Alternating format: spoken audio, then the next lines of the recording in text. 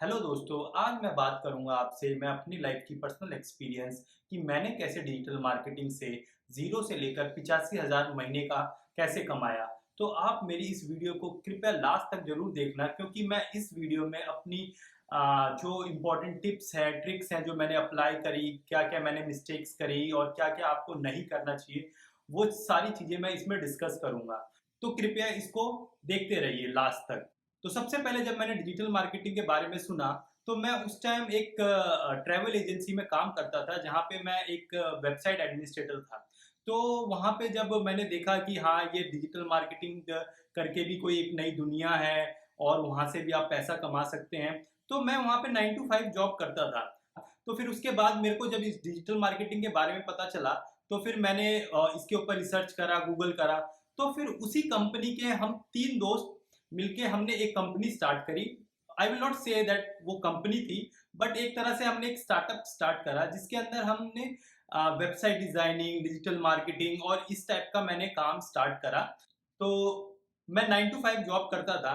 तो फिर उसके बाद जब मैं घर जाता था रात में 9 बजे 10 बजे, तो फिर उसके बाद मैं घर बैठ के फिर मैं डेली ईमेल मार्केटिंग करता था, क्लाइंट्स ढूंढता था, मैं कैसे क्लाइंट्स लाए, कैसे। उस टाइम मेरे को कोई एक्सपीरियंस नहीं था कि कैसे वेबसाइट बनती है, कैसे डिजिटल मार्केटिंग होती है या कैसे ईमेल मार्केटिंग होती है। तो मैं क्या करता था, जब मैं मेट्रो से जाता था तो मैं अपने मोबाइल में वीडियोस डाउनलोड करके रखता था कि चलो इससे ऐसे इस वे में ईमेल मार्केटिंग हो सकती है या इस वे में मैं क्लाइंट ला सकता हूँ। तो मैंने इस तरह से करके मैंने बहुत सारी वीडियोस देखी, बहुत सारा नॉलेज गैदर करा। तो फिर उसके बाद जब उस टाइम हम मेजरली जो फोकस करते थे क्लाइंट लाने के लिए, हम ईमेल मार्केटिंग का फोकस करते थे। उस टाइम हमको ये नहीं पता था कि हमको क्या क्या सर्विसेज देनी है उस स्टार्टअप में, बट हमने स्टार्ट कर दिया। तो मेरे साथ एक जो मेरा पार्टनर था वो वेब डिजाइनर था, एक जो था वो सेल्स में था और मैं एज अ सब कुछ हेड में दिखता था। तो उसमें क्या हुआ, तो फिर मेरे पे बहुत प्रेशर रहता था कि मैं कैसे काम लाऊं, कैसे काम करूं, कैसे क्लाइंट लाऊं। तो हमारा जो स्टार्टिंग में जो गोल था, हमारा स्टार्टिंग में बस ये गोल था कि हमको ऐसे क्लाइंट्स पकड़ने हैं जिनको वेबसाइट्स बनवानी हो। तो हमने क्या करा, मैं घर पे जाता था तो मैं ईमेल मार्केटिंग करता था। मैं डेली कम से कम 100 150 300 लोगों को मेल करता था। मेरा जो दोस्त था वो भी कॉलिंग करता था सुबह उठ के। तो फिर हमने जब 100 200 300 मेल कर रही, मुझको एक क्लाइंट मिला। तो उसको बस एक पेज की वेबसाइट बनवानी थी। वो क्लाइंट यूएस का निकल गया। तो मुझको ये आइडिया नहीं था कि वो यूएस का क्लाइंट था। तो हम क्या करते थे, जो क्लाइंट हैंडलिंग थी वो मैं खुद करता था। जब यहाँ पे सुबह हो रही है तो वहां पे रात हो रही है, तो वो मेरे को फोन करता था। तो मैं उस टाइम ऑफिस में रहता था, तो मेरे को वो फर्स्ट क्लाइंट था, तो मेरे को उसका कॉल भी उठाना था। तो बहुत चीजें थी। तो फिर मैं जैसे ही मेरे पे मैसेज आता या कॉल आता, मैं फटाक से ना ऑफिस से निकल के बाहर जाता, फिर मैं बात करता उससे कि ओके, अच्छा ये। तो फिर हमने ऐसे करके ईमेल पे स्टार्ट बात करना शुरू करी। तो फिर फाइनली हमने पहला प्रोजेक्ट उठाया जिसका कॉस्ट था सिर्फ 1200 रुपये। तो लेकिन हमको पोर्टफोलियो बनाना था, हमको अपना नाम बनाना था। तो इसलिए हमने स्टार्ट करा। फिर उसके बाद ग्रेजुअली फिर मेरा एक और दोस्त था, उसने जो पार्टनर था, उसने एक और क्या बोलते हैं क्लाइंट लाया, वो नोएडा का था। तो फिर हम जो मीटिंग्स करते थे अपने क्लाइंट से, वो यूजुअली हम संडे को करते थे, क्योंकि हम पे संडे का ही टाइम रहता था। तो हम जब भी मीटिंग फिक्स करते थे तो संडे को ही फिक्स करते थे। तो हम गए, उस क्लाइंट को भी क्लोज करा हमने। तो ऐसे करते करते 7 8 महीने हो गए, हम पे 2 3 प्रोजेक्ट्स आ गए। फिर उसके बाद क्या हुआ कि जो मेरे दो पार्टनर थे, उनको मतलब कुछ पर्सनल इशू की वजह से उनको मतलब जो स्टार्टअप था उसको छोड़ना पड़ा, क्योंकि उनको टाइम नहीं दे पा रहे थे। बट मेरे मेरे अंदर वो जिद थी कि नहीं भाई, मेरे को तो अब करना है, क्योंकि अब मेरे को करना है, मेरे पे कोई और ऑप्शन नहीं है। तो मैं क्या करता था, मैंने तब भी मैं घर पे बैठे बैठे काम करता रहता था। मैं अकेले ही काम करता था, अकेले काम करता। तो फिर मेरे को क्या हुआ, तो मेरे को एक प्रोजेक्ट मिला जिससे मेरे को हर महीने का 20,000 रुपये आना शुरू हो गया। और उस टाइम मेरे को मेरी जो सैलरी थी वो बहुत कम थी, लेकिन मेरे को एक फ्रीलांसिंग का प्रोजेक्ट मिल गया, जो मैं घर बैठे बैठे मेरे को 20,000 रुपये आने लग गए थे। तो फिर मैं ये सोचने लग गया कि यार, अब मेरे को जब घर बैठे बैठे अगर पैसे आ रहे हैं तो मैं जॉब पे क्यों जाऊं। ठीक है। तो और जो मैंने कॉन्ट्रैक्ट भी बनाया अपने क्लाइंट से, तो मैंने बोला कि एटलीस्ट 6 7 महीने का तो मेरे को कॉन्ट्रैक्ट चाहिए, ताकि मैं अगर जॉब भी क्विट करूं तो मेरे पे ये रहेगा कि हाँ, मैं पैसे पैसे कमा रहा हूँ और मेरे पे पैसा आ रहा है। तो इस तरह से मैंने अपनी पहली जॉब छोड़ दी और फिर मैं उस फुल टाइम फ्रीलांसिंग में घुस गया।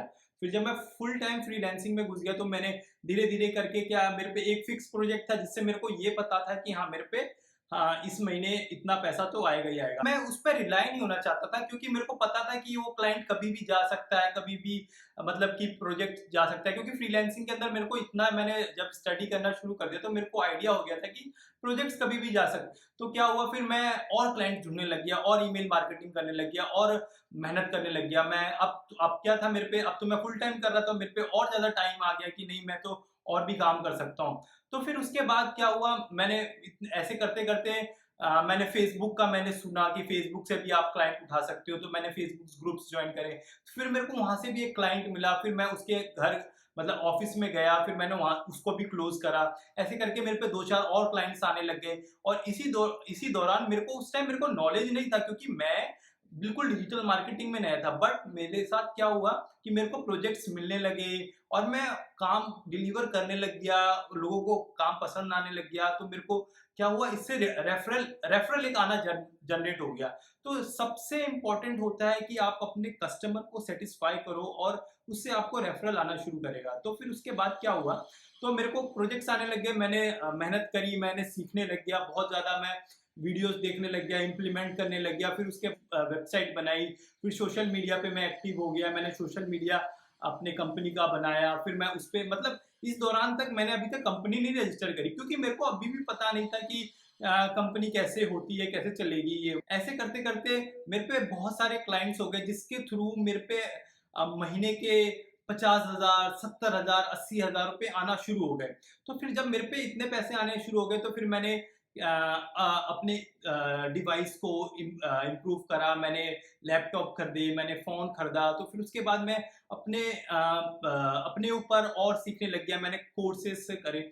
तो इससे इस कहानी से मेरे को आपको ये बताना है कि आप अगर मेहनत करोगे और अगर आपके अंदर इच्छा है कुछ करने की तो आप ज़रूर कर पाओगे। क्योंकि जब मैंने अपना करियर स्टार्ट करा था डिजिटल मार्केटिंग में तो मेरे को कोई भी आइडिया नहीं था कि डिजिटल मार्केटिंग में एक्चुअली होता क्या है, कैसे वेबसाइट, मेरे को आज तक अभी तक कोडिंग नहीं आती है। लेकिन मैंने आज की डेट में 70 से प्लस वेबसाइट्स बना के क्लाइंट्स को डिलीवर कर रखा है और वो सारे क्लाइंट्स हैप्पी भी हैं। और तो आप ये समझिए कि आपको अगर कुछ करना है तो आप कर सकते हो, आपको कोई रोकेगा नहीं। आपके पास टैलेंट है, आपके पास इंफॉर्मेशन है। आप अगर 400-500 रुपए कोर्सेज का देंगे उडीमी पे तो आपको इतना प्रीमियम कंटेंट मिल जाएगा कोर्स का कि आप बहुत कुछ सीख सकते हो। तो होप आपको ये वीडियो अच्छी लगी हुई होगी और मैं इसके बाद बैक टू बैक और वीडियोस लाने वाला हूँ कि कैसे आप डिजिटल मार्केटिंग एजेंसी स्टार्ट कर सकते हैं, कैसे आप क्लाइंट ला सकते हैं, कैसे आप अपने क्लाइंट को खुश रख सकते हैं और क्या क्या मिस्टेक्स मैंने जो करी हैं डिजिटल मार्केटिंग एजेंसी खोलने के टाइम वो आप ना करें। कृपया इस चैनल को सब्सक्राइब करें और वो बेल नोटिफिकेशन को भी ऑन कर लीजिए क्योंकि इस चैनल पे मोर कंटेंट आने वाले हैं। तो आप स्टे ट्यून्ड रहिए। Thank you.